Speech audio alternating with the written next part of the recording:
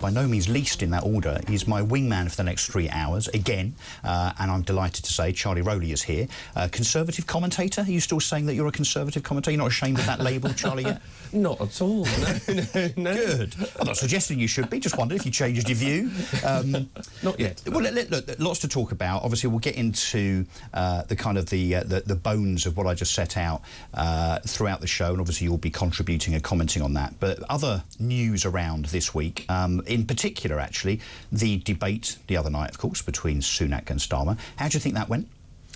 Well, as debates go, probably still not where you kind of would want your political leaders to be at if you're going to lead the country. But for Sir Keir Starmer, it was I think, an eye-opener for many people, where he wasn't just able to answer much of the questions. Sunak did much better than I think people expected. But is it too late? Yeah, so the reason I raise this is in the context of this poll, right, which is stating that 59% of people cannot decide who would be a better Prime Minister. It's kind of almost a none-of-the-above type vote, isn't it? And the fact that some 25% of voters are saying that actually at the moment they would rather stay at home than vote, which is tragic, actually, because I suspect that will be reflected in overall turnout. I mean, 60–70% turnout, perhaps. In other words, perhaps a third of the British electorate won't bother coming out. So despite what's at stake in terms of economy and defence and crime and, of course, immigration and saving our NHS, which, of course, we'll see in the next few days, will have variously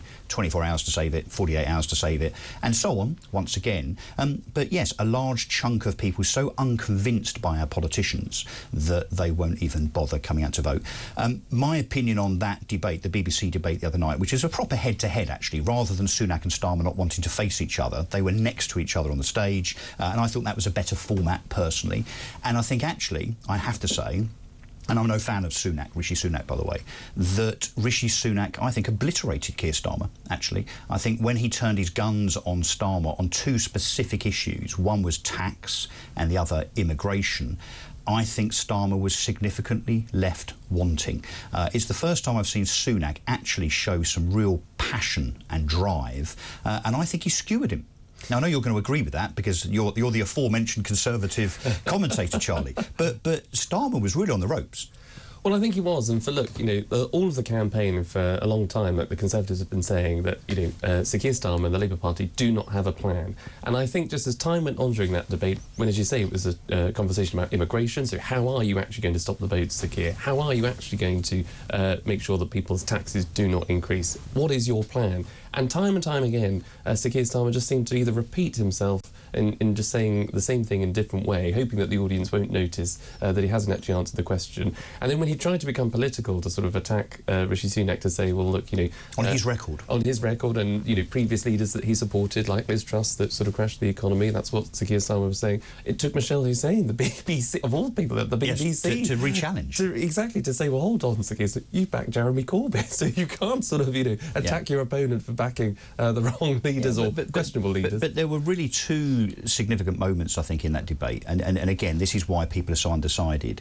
If you think back a few weeks, Keir Starmer no doubt was advised, look, you don't have to do much here. You just need to allow the Conservatives to continue doing what they're doing, based on their record, based on, of course, how the Conservative campaign started to play out in terms of, look, famously, Rishi Sunak soaking wet, exit signs over his head, having pictures taken of him, Titanic exhibition, and then, of course, the fateful D-Day abandonment. But now, actually, we're 3 or 4 weeks in, with only 6 days to go, it does seem that Labour are facing the scrutiny that they should. I actually think the political journalistic establishment have been very easy on Starmer, and it took Rishi Sunak in that face-to-face to really push him on these two things. One was, what are you really going to do about immigration, and not just this whole smash the gangs 3-word buzz phrase that Starmer and his cronies keep coming out with, because that really kind of means nothing, and even before you get to the argument about jurisdiction and how on earth you're going to start getting to gangs that are domiciled in countries 1,000 miles away, But what's he going to do, importantly, about the illegal immigrants that are here, those that have failed the asylum test, of course, which there are tens of thousands of, and what's going to happen in the next weeks and months? Because even if Starmer achieves his goal of smashing the gangs, let's assume, just for a silly second, that he does that by December. Well, between now and then, what we're hearing, again in the press today, is that with this lovely weather that we're at last having, by the way, the congestion, if you like, across the channel is going to be significant, with people coming over in their droves. You know, we've already seen that this year, I think we're up to 13,000 illegal migrants on small boats have hit these shores this year already. That's a record. That isn't just going to stop in July the 5th. So Starmer could not answer the question, what are you going to do with the current migrants that are here? What are you going to do with those that no doubt land during July, August, September, October and so on? And he really didn't have an answer.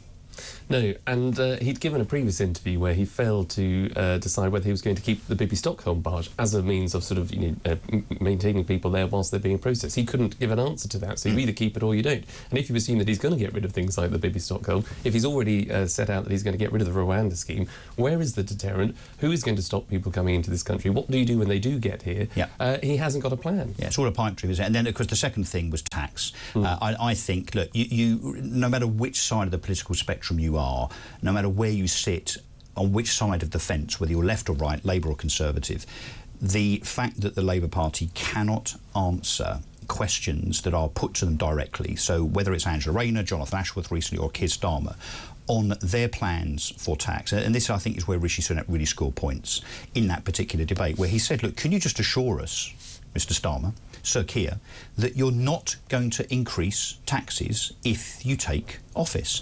And of course Starmer won't accept that premise. He won't admit or acknowledge that he won't increase taxes. Labour, of course, in fairness to them, have made a pledge. They've made a pledge they won't increase the rate of national insurance, the rate of income tax or the rate of VAT.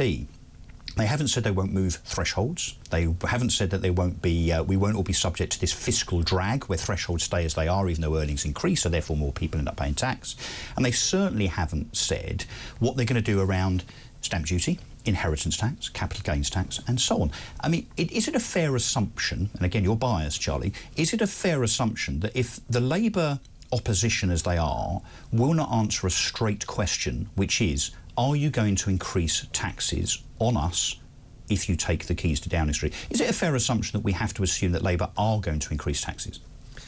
Yes, for the simple reason that you've just said out, they're unable to answer that question. And it's all very well going to the public. I mean, the public are not fools. Going to the public to say, we are not going to increase income tax, national insurance or VAT, well, whoop-de-doo. We've got the highest tax burden. Now, of course, that's come under the Conservative government, but, they've had to fund things like COVID, they've had to deal with the energy crisis just because of the war in Ukraine. There's a reason why taxes are so high, but it's one party that is committed to cutting taxes, cutting income tax, cutting national insurance to help people and flourish the economy, but the Labour Party only pledging not to increase it. I think people can see the wood through the trees and say, well, actually, you're either going to freeze it then, or you're going to put taxes up elsewhere. And, of course, for balance, we will be talking to James Matthewson, who's a former Labour Party spokesman, later on. But in the meantime, let us know what you think. Are you worried? Are you convinced? Are you concerned about tax? Are you concerned about immigration, regardless of who perhaps might be elected to Downing Street? 0344 499 1000. Charlie, let's talk about last night. Biden, Trump. This is the first presidential debate, a face-to-face, a head-to-head. Very early, actually, in the process. These things normally don't happen until September, October, before an election. So I'm not quite sure why the debate last night that was held by CNN was held so early. If I was a cynic, I might say it was a bit of a test to see if Biden actually can stand the test of a head-to-head, face-to-face debate. And if he were to fail that test, maybe it is time for the Democrats to do something about replacing Biden. I mean, he was an embarrassment, wasn't he? And I say that with sympathy to Joe Biden's condition. He clearly has cognitive issues. He clearly is not as capable as he should and might be, in my opinion. What did you think of it last night? Did he make a bit of a fool of himself? Yeah, I mean, I think, look, everybody seems to recognise that he isn't as fit as he thinks he probably is, to do the job. If you are the leader of the free world, if you are the leader of the United States of America, and you're making, tough decisions, not just on behalf of the American people, but your contribution to NATO and, having one of the largest armies in the world to help defend everybody, effectively, then you've got to be, as... Cognitive. Should we play an example of a very, very small part? It was an hour-and-a-half debate, in fairness, albeit with a load of breaks, which is unusual in itself. This was Trump v. Biden last night, one of the highlights. Making sure that we're able to make every single solitary person eligible for what I've been able to do with the COVID.